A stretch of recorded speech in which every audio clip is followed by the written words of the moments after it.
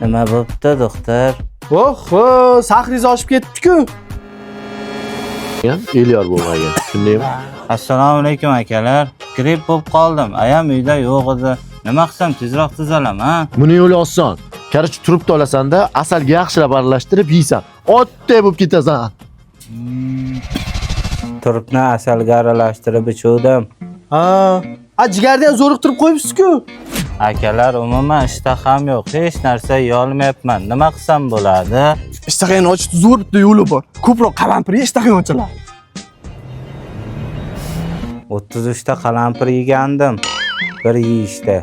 Jigarlaringiz titilib ketmabdi hali ham. Anginalar shishib ketgan. Nima bo'ldi? Tomog'im vobshe qisib qoldi. Nima dori ichsam bo'ladi? Jonga tegding-da. Zahar kesadi. Marojni yeysan xullas. 19 tagina marojni yegandim.